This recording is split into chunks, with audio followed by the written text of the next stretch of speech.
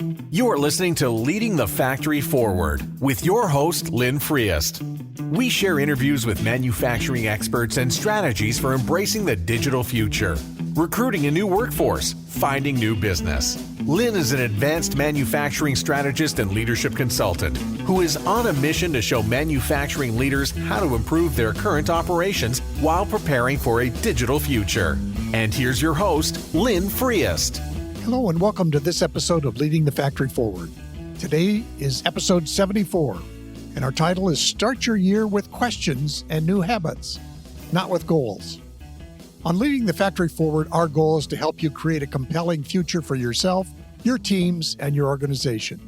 I encourage you to visit my website and download the summary at the bottom of the podcast episode and use that as a tool to capture notes as you explore the concepts in this episode. Or to help you get started on your journey and to stay up to date on new episodes, please download the free worksheet, 3 Steps You Need for a More Productive Workday. Now, in this episode, I'll be sharing some ideas that I've found about getting off to a great start in the new year. And these are ideas only a little bit about goal setting, but it's also about other things that you can do to help you get off to a great start.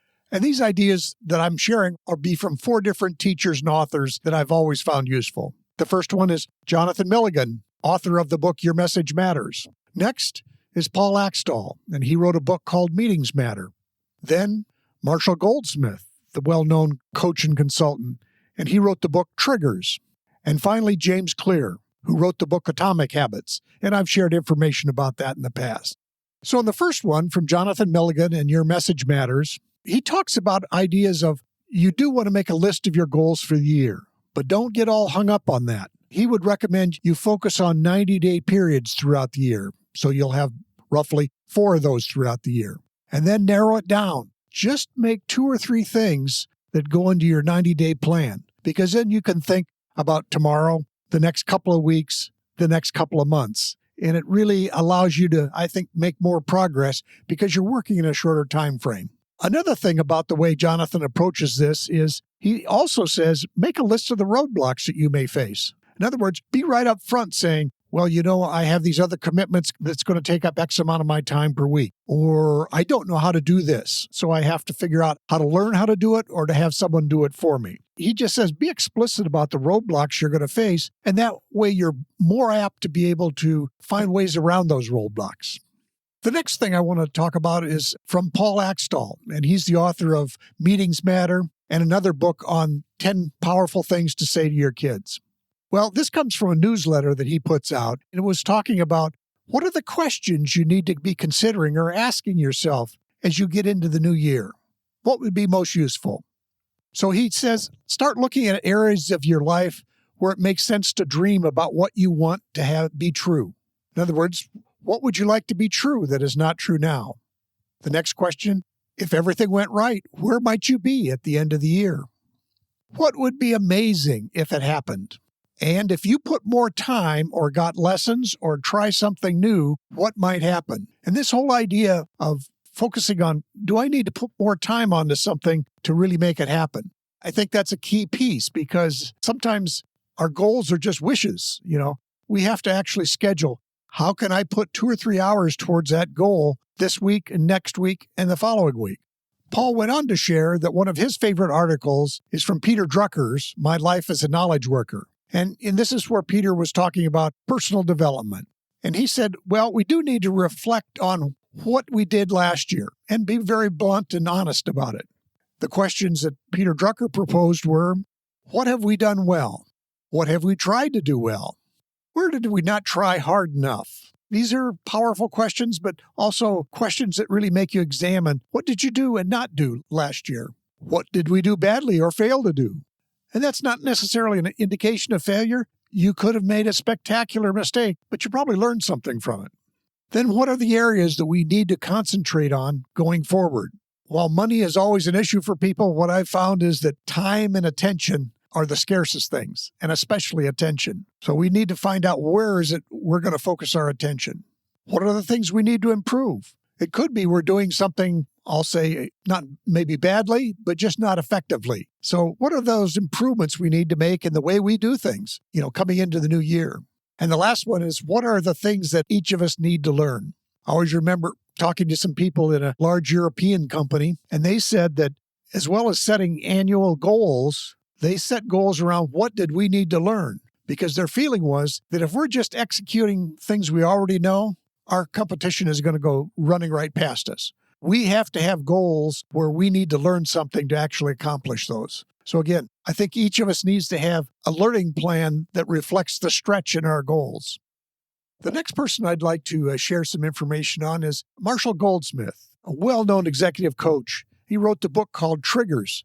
And book Triggers is all about what are the ways you can actually improve or change your behaviors from his perspective. And one of the key things he's used throughout his own life, and he suggests for others, is there are questions you should answer for yourself each and every day and grade yourself on a 1 through 10 basis. And then just see how that looks as you keep grading yourself. And he proposes to start with 6 active questions that you ask yourself every day. The first one is, did I do my best to set clear goals today? Was I organized? The second one is, did I do my best to make progress towards my goals today? Did I take steps each and every day to move towards what my goal says? The third question is, did I do my best to find meaning today? And obviously that's very subjective, but it's important that we are finding meaning in whatever it is we're doing. We're not just executing things. We're not just doing things mindlessly. We're finding meaning in whatever it is we do. Next question is, did I do my best to be happy today? Again, this isn't about goals. This isn't about achievements, but did I do my best to be happy? And the thing is, no matter what has happened, happiness is somewhat of a choice. People can be happy in even the most trying circumstances. So did I do my best to be happy today? Fifth question is, did I do my best to build positive relationships today? We're all in this together. So what did I do to build positive relationships today? Did I have arguments with my spouse, my boss, my children, or did I find ways to build positive relationships with them? What did we do to move our relationships ahead? Again, if I ask myself that question every day, it's going to be interesting to see how things unfold. And the final question that he proposed was, did I do my best to be fully engaged today? Again, engagement is a qualitative thing, but you have a sense of when you're engaged or not.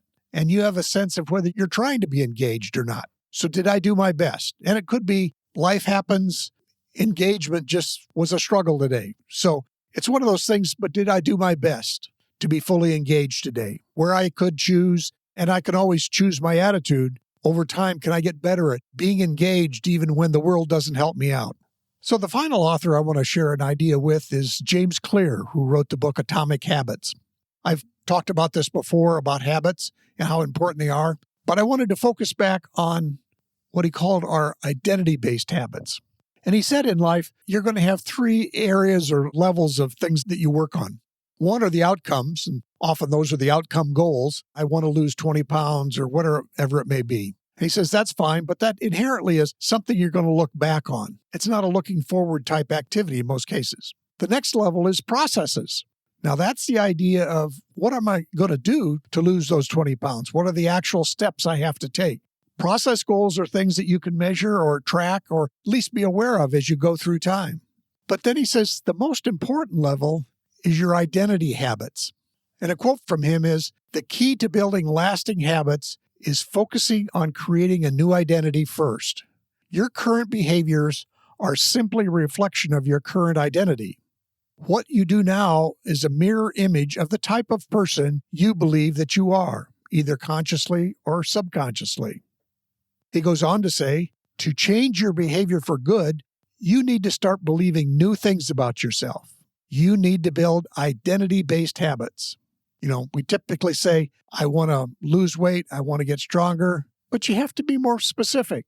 And this is where you say, I'm going to be a person who can run, or I'm going to be a person who is a runner. Not I'm going to run, but I'm going to be a runner. Or I'm going to be a person who is healthy and fit, and I have great well-being, those kinds of things.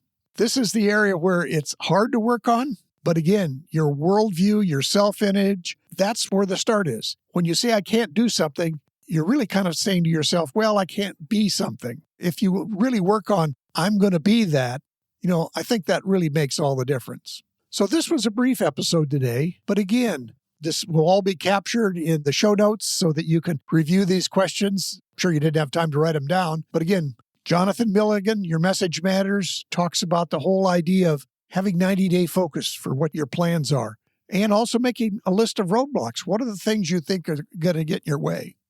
Paul Axtell talks about what are the things you want to be true? What would you like to be true? What are your dreams for the year? And then his further article from Peter Drucker is, what are the questions that we need to look back on last year and really not look at them harshly, but look at them honestly? Where did we spend our time, and could we spend our time and attention differently in the coming year? The third one was Marshall Goldsmith and triggers. 6 questions to ask yourself every day. And this idea of, did I do my best to find meaning? Did I do my best to be happy? Did I do my best to build positive relationships? Just answering those questions every day, Marshall Goldsmith says, can make a dramatic change in your actual behaviors moving forward. And then finally, we talked about James Clear and identity-based habits. The idea of it's not what I'm doing or what my goals are, but I really have to do some work on who I am and how I think about myself.